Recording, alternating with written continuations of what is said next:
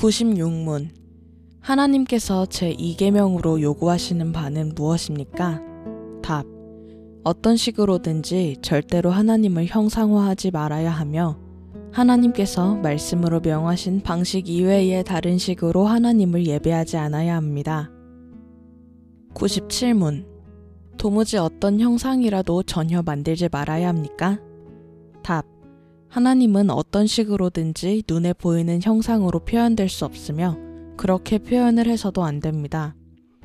피조물들을 형상으로 표현하는 것은 해도 되는 일이지만 그것들을 예배하려 하거나 또는 그것들을 통해서 하나님을 섬기려고 그것들을 만들거나 소유하는 일을 금합니다. 98문. 그렇다면 일반 성도를 위한 책과 같이 일종의 교육 보조제로 교회 안에서 형상들을 사용하는 일도 허용되지 않아야 합니까? 답. 허용되어서는 안 됩니다. 우리는 하나님보다 더 지혜로운 체에서는 안 됩니다. 하나님께서는 그의 백성들이 말조차 하지 못하는 우상들을 통해서가 아니라 그의 살아있는 말씀의 강론을 통해서 교육받기를 바라십니다. 해설입니다.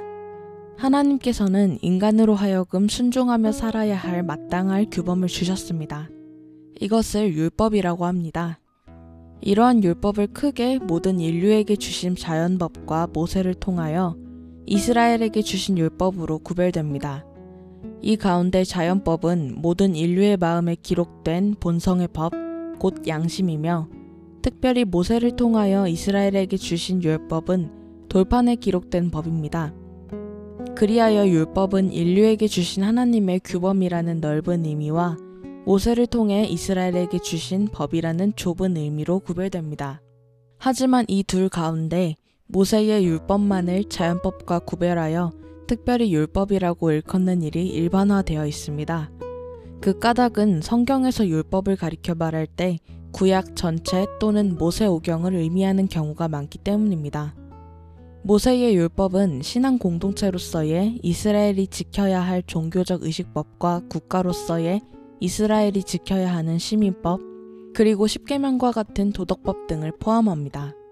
이 중에서 십계명은 인간이 타락하여 자연법이 흐릿하게 됨으로써 인간이 마땅히 지켜야 할 도덕 규범을 다시금 확인하고 강조하기 위하여 주어진 것으로 자연법과 사실 동일한 내용을 담고 있습니다.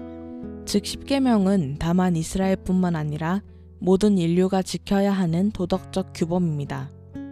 십계명은 크게 두 부분으로 구성됩니다. 하나는 하나님께 대한 예배와 사랑의 의무를 담은 1에서 4계명들이며 다른 하나는 이웃들에 대한 사랑의 의미를 명하고 있는 5에서 10계명들입니다. 이단 천주교는 모세의 도덕법이 10개의 계명들로 되어 있다는 점에서는 동의하면서도 교회와 달리 하나님께 대한 의무를 1에서 3계명들로 이웃에 대한 의무를 4에서 10계명들로 구별합니다. 이단 천주교는 10계명에서 너를 위하여 새긴 우상을 만들지 말고 그것들을 섬기지 말라는 제2계명을 없앴습니다.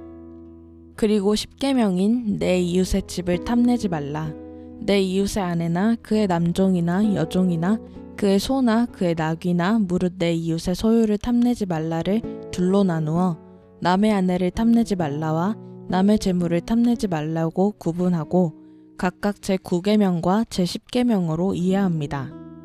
그러나 나 이외에 다른 신을 내게 두지 말라는 계명은 예배의 대상에 관한 명령이며 너를 위하여 새긴 우상을 두지 말라는 계명은 예배의 방식에 대한 명령으로 서로 구분되는 계명입니다.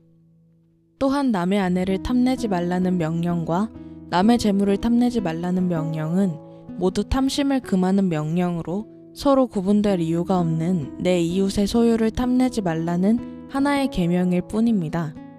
따라서 이단 천주교의 구분은 올바른 10계명의 구분이라고 할 수 없습니다. 나 이외에 다른 신들을 내게 두지 말라는 제1계명이 명령하는 바는 무엇입니까? 무엇보다도 예배의 대상은 여호와 하나님 한 분이시며 그분 이외에 어떤 우상이나 귀신들이나 이단 천주교의 자칭 성자의 유골 등을 포함하여 다른 어떤 피조물도 예배해서는 안 된다는 것을 명령합니다. 여호와 하나님을 예배한다고 하면서도 하나님과 더불어 다른 어떤 것을 예배하거나 의지한다면 그것은 제1계명에 불순종하는 것입니다. 제1계명은 오직 여호와 하나님만이 참 예배의 대상임을 고백하고 그분에게서만 선한 것을 바라며 그분의 뜻에 어긋나는 것을 행하지 않는 믿음의 내면을 요구합니다.